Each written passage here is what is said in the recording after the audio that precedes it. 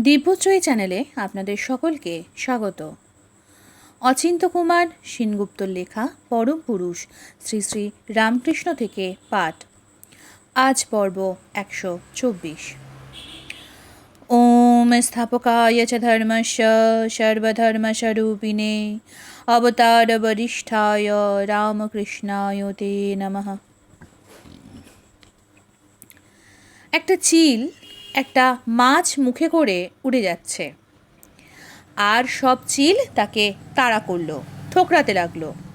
বলছেন ঠাকুর, মহা যন্ত্রণা।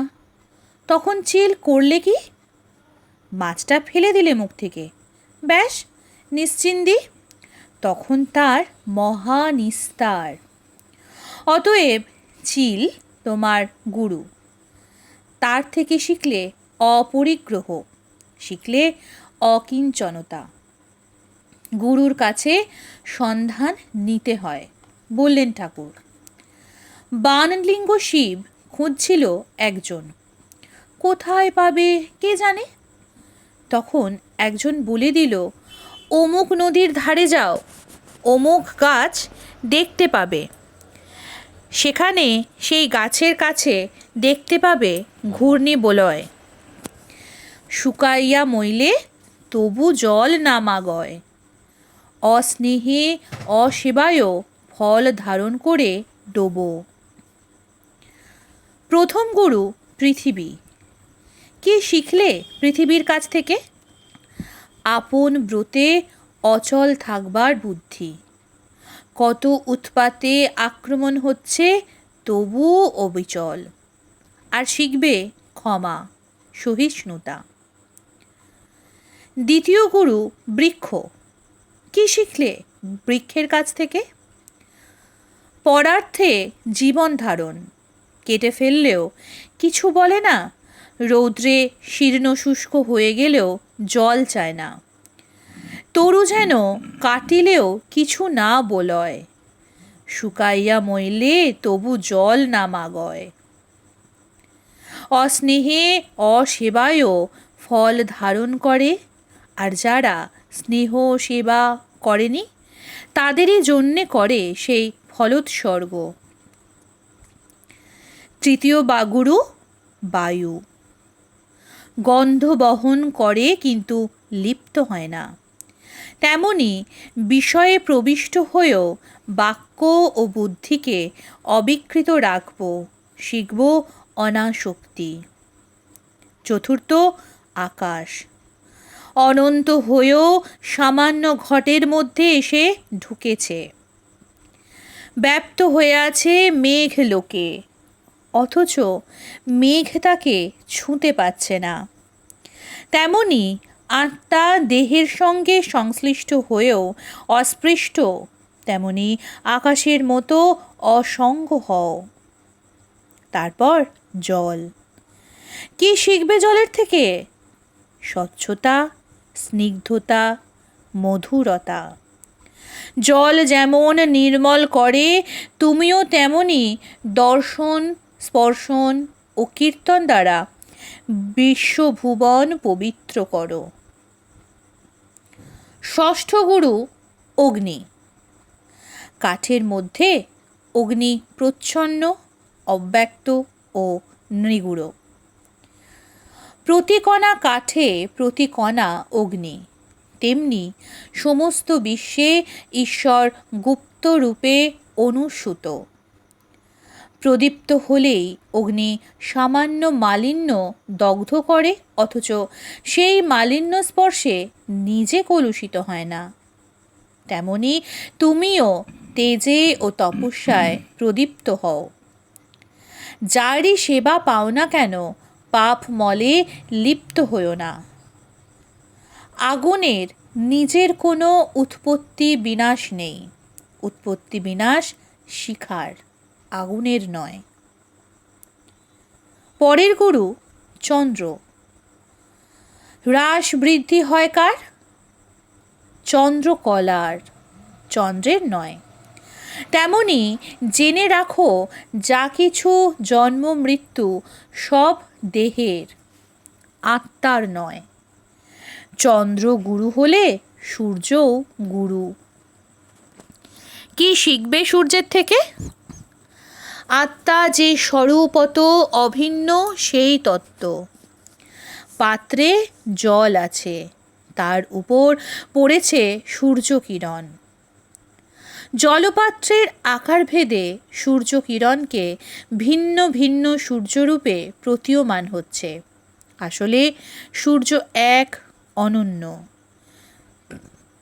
তেমনি উপাধি ভেদে আত্মাকে ভিন্ন ভিন্ন আত্মা মনে হয়। সূর্য পৃথিবীর জল আকর্ষণ করে, আবার পৃথিবীকেই প্রত্যার্পণ করে। তুমিও তেমনি বিষয় গ্রহণ করে যথাকালে অর্থীদের বিতরণ করো। নবম গুরু কপোত। কপোতের কাছ থেকে শিখবে অতি স্নেহ বা আসক্তি বর্জন। কি হয়েছিল শোনো। এক কপোত কপোতের প্রণয়ে আবদ্ধ হয়ে বাসা বাঁধল বৃক্ষচূড়ে।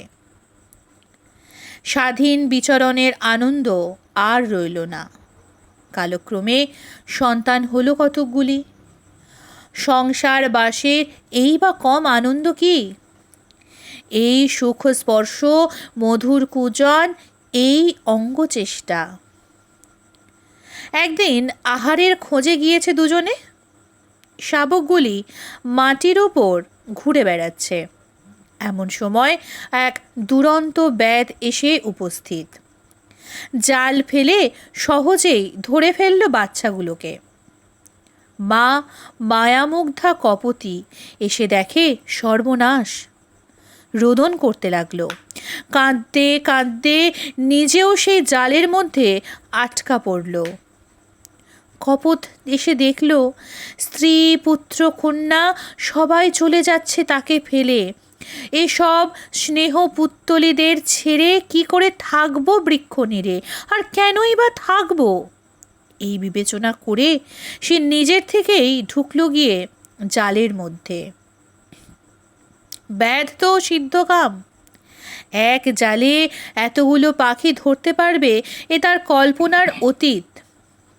অত্যাশক্তির জন্যেই কপোত কপোতীর এই ছিন্ন দশা। সুতরাং স্নেহ প্রসঙ্গে লক্ষ্যভ্রষ্ট হইও না। তারপর অজগর। অজগর কি করে? যথালব্ধ দ্রব্য দ্বারা শরীর মাত্র নির্বাহ করে। যদি কিছু নাও জোটে নিশ্চেষ্ট হয়ে ধৈর্য ধরে পড়ে থাকে। তেমনি অজগরকে দেখে সর্বারম্ভ পরিত্যাগী হও। তারপর চেয়ে দেখো সমুদ্রের দিকে। প্রসন্ন, গম্ভীর, দুর্বিগাহ্য ও দূরত্যয়। তেমনই হবে সমুদ্রের মতো। আর কি? বর্ষায় জলগমে স্ফীত হয় না, গ্রীষ্মে জলাভাবে শুষ্ক হয় না। তেমনি নিরভিমান, তেমনি নিত্য সরস, চির পরিপূর্ণ থেকো। দ্বাদশ গুরু পতঙ্গ। কাম মূঢ় হইও না। আগুনে মুক্ত হয়ে পুড়ে মরে পতঙ্গ। তেমনি বস্ত্রাভরণ সজ্জিত নারী দেখে উড়ে পড়ো না। বিরত থাকো, দৃঢ়ব্রত হও। ত্রয়োদশ মধুকর। ছোট বড় নামি অনামি সকল ফুল থেকেই ভ্রমর মধু আহরণ করে।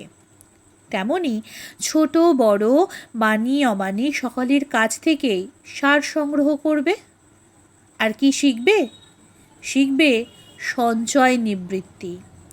মৌমাছি যে মধু সঞ্চয় করে অন্যে এসে কেড়ে ধরে নিয়ে যায়, তেমনি কৃপণের ধন যায় শেয়ানের পেটে। আরেক গুরু হাতি। করিনীর অঙ্গ সঙ্গ লাভের জন্যে গর্তে পড়ে বাঁধা পড়ে। সুতরাং যে সন্ন্যাসী সে দারুময়ী যুবতী মূর্তিকেও ছোবে না পা দিয়ে। সুতরাং যে সন্ন্যাসী সে দারুময়ী যুবতী মূর্তিকেও ছোবে না পা দিয়ে। পরের গুরু হরিণ। হরিণ ধরা পড়ে ব্যাধের গীতে আকৃষ্ট হয়ে। ঋষ্যশৃঙ্গ নারীদের নৃত্য গীতে মুগ্ধ হয়ে আটকা পড়েছিল সংসারে, সুতরাং নৃত্য গীত সেবা করবে না। তারপর মৎস্য। রসে জিতে সর্বং জিতং। রসনা জয় করতে পারলেই সর্বজয়ী হলে। আমিষযুক্ত বড়শি দিয়েই মাছ ধরে, সুতরাং সব অর্থে রসনাকে সংযত করো। আরেক গুরু পিঙ্গলা। বিদেহ নগরের গণিকা এই পিঙ্গলা একদিন বেশভূষা করে প্রণয়ের আশায় অপেক্ষা করছে গৃহদ্বারে। এলো না, ও নিশ্চয়ই আসবে এমনি ভাবছে পথচারীদের লক্ষ্য করে। একবার ঘরে ঢোকে, আবার দরজার বাইরে এসে দাঁড়ায়। আশা নিরাশায় দুলছে সারাক্ষণ। প্রায় মধ্যরাতও বুঝি কেটে যায়। তখন মনে মনে নির্বেদ এলো পিঙ্গলার। ছি ছি, নিজ দেহ বিক্রয় করে অন্য দেহ থেকে রতি আর বৃত্ত আশা করছি। যিনি সর্বদা সমীপস্থ, যিনি রতিপ্রদ বৃত্তপ্রদ, তাকে ছেড়ে দিয়ে দুঃখ ভয় শোক মোহের আকার তুচ্ছ দেহকে ভজনা করছি। না, এই অপমান সহনাতীত। সর্বদেহীর যিনি সুহৃদ প্রিয়তম নাথ আর আত্মা, তার নিকট দেহ বিক্রয় করে লক্ষ্মীর মতো তার সঙ্গেই আমি রমণ করব। এখন যেহেতু কামনা ভঙ্গজনিত নৈরাশ্য আমার মনে এসেছে, ভগবান বিষ্ণু নিশ্চয়ই আমার উপর সদয় হয়েছেন। অতএব বিষয় সঙ্গ হেতু যে দুরাশা তা ত্যাগ করে ভগবানের শরণ নিলাম। শান্তি পেল পিঙ্গলা, শয্যায় গিয়ে সুখে ঘুমিয়ে পড়ল। আশাই দুঃখের কারণ, আশা ত্যাগই পরম সুখ। অষ্টাদশ গুরু বালক। অজ্ঞ বালক। মান নেই, অপমান নেই, চিন্তা নেই, ভাবনা নেই, লজ্জা ঘৃণা ভয় কিচ্ছু নেই। বালকের থেকে শেখো আত্মক্রীড়তা। আত্মক্রীড় হয়ে সংসারে অবস্থান করো। অন্য গুরু কুমারী। হাতে কয়েক গাছি কঙ্কন, ঘরে বসে ধ্যান করছে কুমারী। মৃদু মৃদু শব্দ হচ্ছে কঙ্কনের। বাইরে পথিক উৎকর্ণ হয়ে দাঁড়িয়ে পড়েছে কঙ্কনের শব্দে। নিশ্চয়ই এ কোনো কুমারীর গৃহকাজ, তারই হাত দুটির নাড়াচাড়া। কঙ্কন নিক্কণে নিজের অস্তিত্ব ঘোষণা করে ফেলেছে। তখন কি করে কুমারী? দুগাছি রেখে বাকি কঙ্কন খুলে নিল হাত থেকে।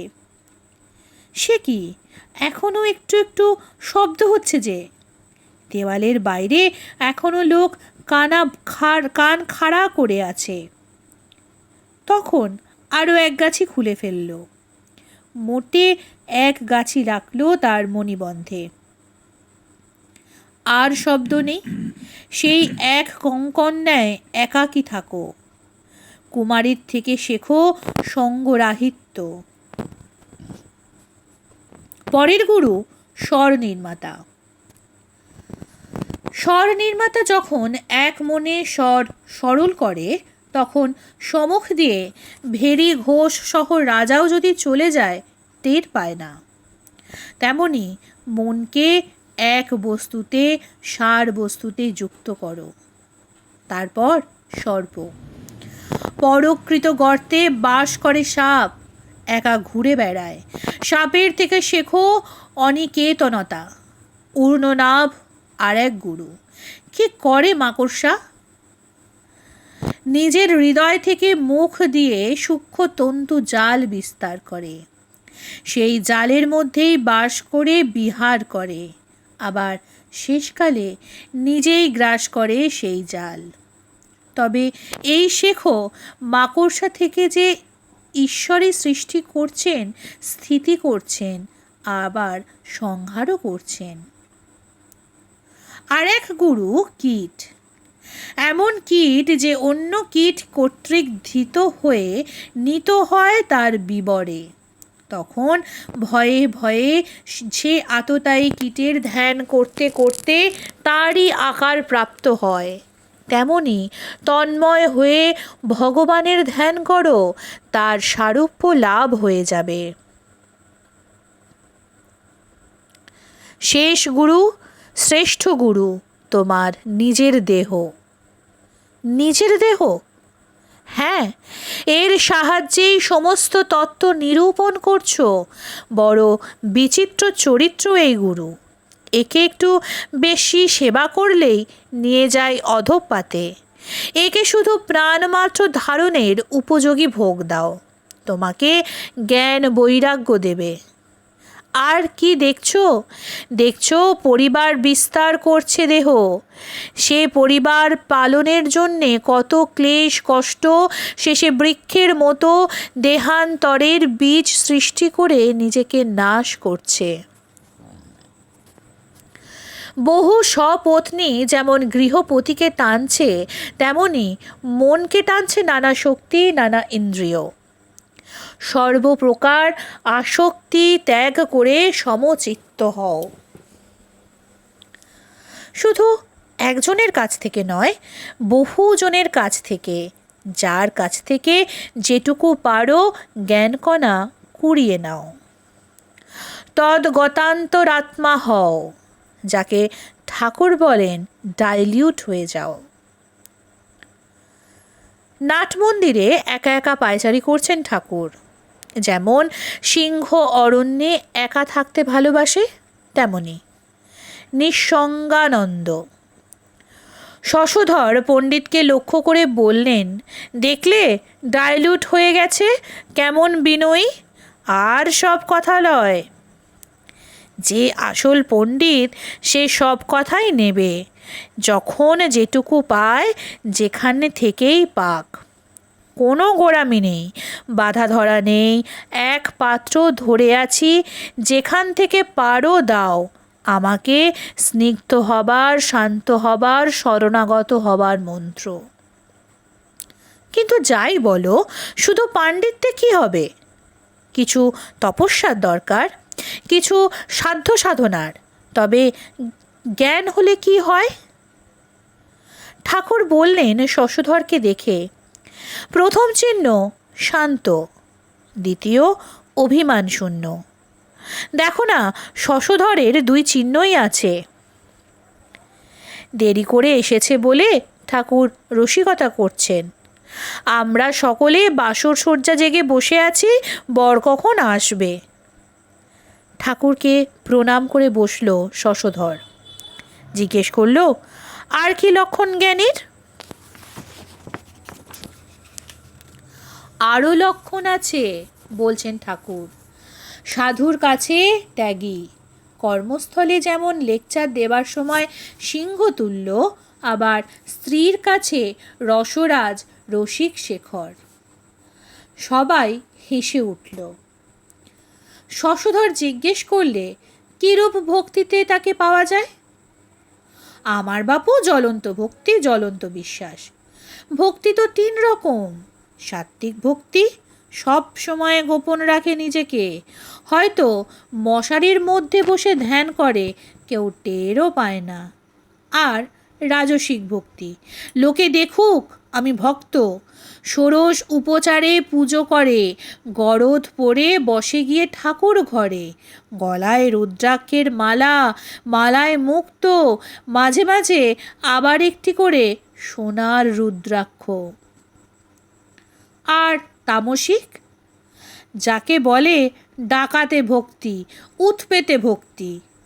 বলতে বলতে ঠাকুরের চোখ মুখ উজ্জ্বল হয়ে উঠল।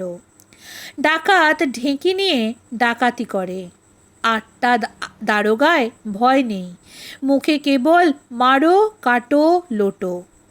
উন্মত্ত হুঙ্কার, হর হর বম বম, মনে খুব জোর, খুব বিশ্বাস। একবার নাম করেছি, আমার আবার পাপ। এই তমগুণেই ঈশ্বর লাভ। ঈশ্বরের কাছে জোর করো, রোখ করো। তিনি তো পর নন, আপনার লোক, আমার সব কিছু। তার কাছে আবার ঢাকবো কি, লুকোবো কি? তিনিই তো আমাকে ভক্ত করে দীপ্ত করলেন, আমার লজ্জা হরণ করলেন। তাই নির্লজ্জের মতো ধরবো এবার আঁকড়ে। আর ছাড়ানছড়ন নেই। দেখো, এবার সেই তমগুণেই পরের ভালোর জন্য প্রয়োগ করা যায়।